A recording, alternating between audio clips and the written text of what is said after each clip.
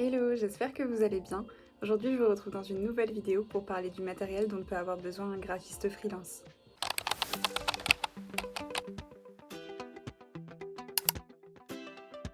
Si c'est la première vidéo que vous regardez sur cette chaîne, je me présente, moi c'est Amélie, je suis graphiste indépendante depuis 3 ans et j'ai créé mon entreprise au Pays Basque que j'ai appelée l'agence Ilargia.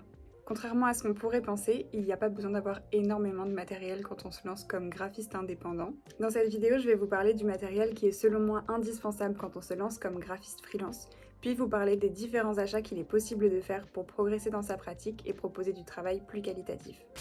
Alors pour commencer, la base de la base, la seule chose qui selon moi est vraiment absolument indispensable, c'est d'avoir un ordinateur, de la Wi-Fi et soit la suite Adobe, soit la suite Affinity.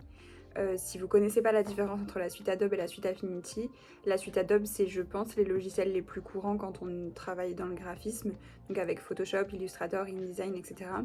dont on ne peut pas acheter une licence permanente, on est obligé d'avoir un abonnement mensuel, je crois pas qu'il fasse d'abonnement annuel, mais je suis pas sûre de moi. Alors que par contre Affinity c'est possible d'acheter les applications une seule fois, donc forcément à un tarif plus cher que l'abonnement mensuel, mais on ne l'achète qu'une seule fois et ensuite on en est propriétaire, on n'a plus besoin de repayer pour pouvoir l'utiliser. Et c'est des logiciels qui sont assez semblables à la suite Adobe, mais qui fonctionnent différemment puisque c'est pas le même propriétaire on va dire, mais on peut faire les mêmes choses normalement dessus. Donc ça pour moi c'est vraiment le plus gros indispensable, la seule chose dont vraiment on ne peut pas du tout se passer. J'ai quand même listé quelques autres choses dans la partie des indispensables quand on se lance. J'ai notamment écrit le fait d'avoir un espace de travail dédié, une chaise et un bureau, je pense que c'est le minimum. Certains sont capables de travailler dans leur lit, dans leur salon, de leur canapé, sur la table de la cuisine.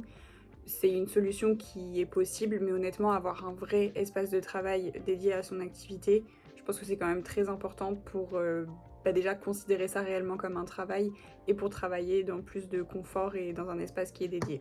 Troisième élément qui pour moi est indispensable, le fait d'avoir un disque dur pour faire des sauvegardes, un disque dur voire même plusieurs disques durs, voire même en plus un abonnement sur le cloud pour pouvoir sauvegarder toutes ces données et ne pas prendre le risque de perdre quoi que ce soit. Ça m'est déjà arrivé, j'ai un ordinateur qui a rendu l'âme il y a quelques années maintenant et j'ai perdu des données à cause de ça, donc vraiment avoir un disque dur, voire 2 disques durs et faire des sauvegardes de tout son travail, de tout ce qu'on a fait, de ses fichiers sources, etc. C'est hyper important et il vaut mieux pas attendre et avoir directement un bon disque dur pour sauvegarder son travail. Et la dernière chose que j'ai rangée dans la catégorie des indispensables, ça va être du matériel bureautique, on va dire, je n'ai pas trouvé d'autres mots, de base, comme du papier, des crayons, des carnets, etc. Ça peut vous servir pour faire tout ce qui est vos croquis, etc. si vous avez l'habitude de travailler sur papier avant de passer sur l'ordinateur. Et donc c'est à peu près tout ce dont vous avez besoin pour vous lancer dans un premier temps. Après, il y a beaucoup d'autres choses qui vont pas être indispensables, mais qui vont quand même être très utiles et qui pourront vous aider à progresser ou à gagner plus de confort dans votre activité professionnelle. La première, ça serait d'avoir une tablette graphique ou une tablette tout court. Je suis pas hyper calée sur le domaine, moi j'ai un iPad avec un Apple Pencil, mais je sais qu'il y a des tablettes graphiques qui sont à des tarifs plus abordables et qui permettent quand même de faire du travail graphique manuel, on va dire. Je n'y connais absolument rien, je ne connais pas de référence. Je sais qu'il y a plein de gens qui ont fait des vidéos sur YouTube à ce sujet-là. Mais voilà, une tablette graphique, ça peut vous aider pour tout ce que vous n'arrivez pas à faire sur ordinateur, pouvoir le faire à la main, mais le vectoriser derrière. Donc une tablette graphique, moi je l'ai acheté peu de temps après le début de mon activité parce que j'avais l'opportunité, mais je pense que ouais, c'est un gros plus qui peut permettre d'avoir vachement plus de liberté dans ses créations. Ensuite, j'ai aussi noté avoir un compte bancaire dédié à son activité. Personnellement, j'ai fait le choix de le faire dès le début parce que ça me stressait de mélanger mon argent, entre guillemets, mélanger mon argent professionnel et mon argent personnel, surtout dans la mesure où avec les cotisations sociales, on a beau avoir un certain argent à un instant T, on sait très bien qu'il y a une partie qui va ressortir pour payer à l'URSSAF. Donc moi je voulais vraiment pas prendre le risque d'avoir mon argent professionnel sur mon compte personnel alors que de l'argent allait ressortir. Donc moi j'ai fait le choix de prendre un compte bancaire professionnel sur la néobanque Shine. Si jamais ça vous intéresse, je vous mettrai dans la description un lien qui vous permet d'avoir 2 mois gratuits quand vous prenez un abonnement chez Shine. Shine qui est du coup une néobanque qui est spécialisée pour les micro-entreprises et qui prend très en compte toutes les spécificités du statut.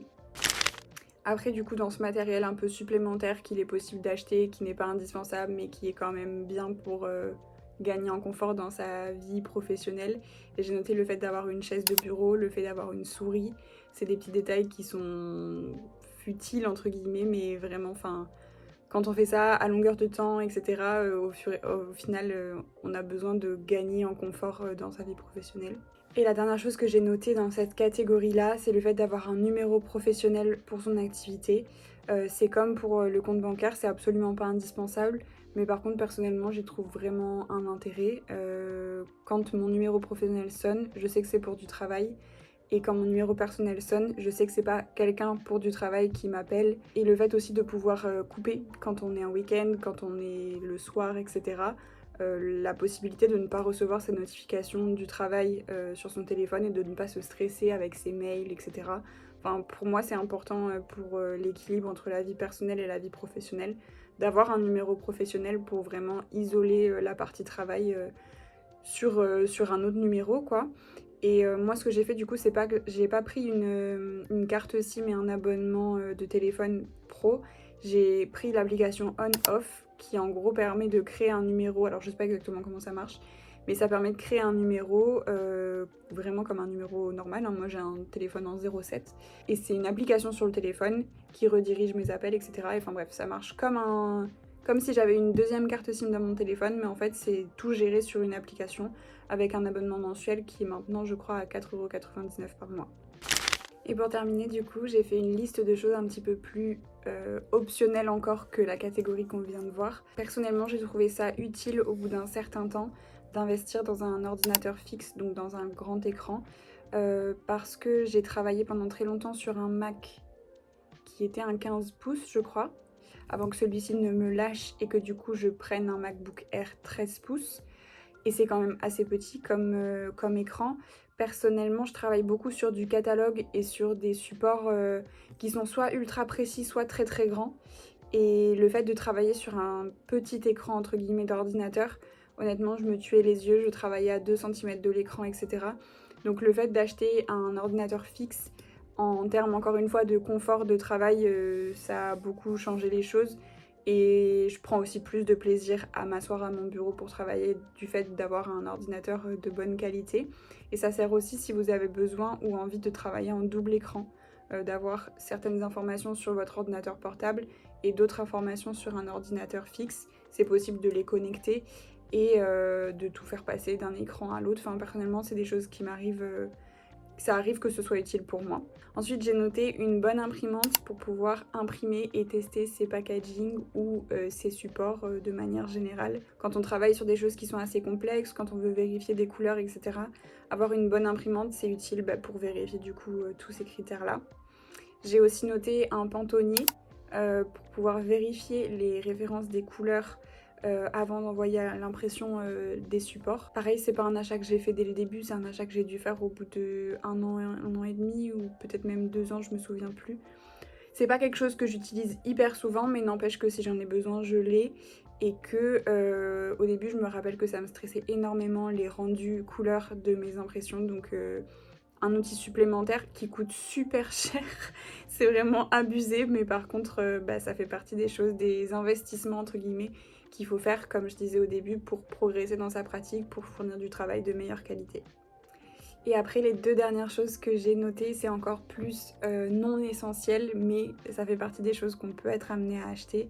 Si vous n'en avez pas déjà un casque audio pour écouter de la musique, pour s'isoler quand il y a du bruit autour de nous, etc. Personnellement, je travaille quasiment tout le temps avec de la musique. Et la dernière chose, du coup, c'est un téléphone professionnel. Je vous ai déjà parlé tout à l'heure de l'application On-Off pour avoir un numéro professionnel. Une étape différente, c'est d'avoir réellement un téléphone dédié à son activité. Parce que même si avec On-Off, on peut couper les appels et les SMS, il reste encore beaucoup d'autres choses. Il reste WhatsApp, il reste Instagram, beaucoup de choses qui sonnent beaucoup. Et voilà, moi j'envisage d'acheter un téléphone professionnel pour pouvoir complètement isoler tout ce qui fait partie de ma vie professionnelle sur un téléphone que je peux mettre dans un tiroir et ne plus être dérangée quand j'ai besoin. Voilà, c'est déjà tout pour cette vidéo. J'espère que le contenu vous aura plu et vous aura intéressé. Si vous vous posez d'autres questions sur le fait de devenir graphiste indépendant, vous pouvez regarder la vidéo que j'ai publiée récemment, qui est une FAQ avec des questions que m'ont posées fréquemment des personnes qui souhaitaient devenir graphistes ou indépendants. Je vous remercie d'avoir regardé cette vidéo jusqu'au bout. Pensez à vous abonner à la chaîne pour ne pas louper les prochaines. Moi, je vous souhaite une très bonne journée et je vous dis à bientôt. Ciao!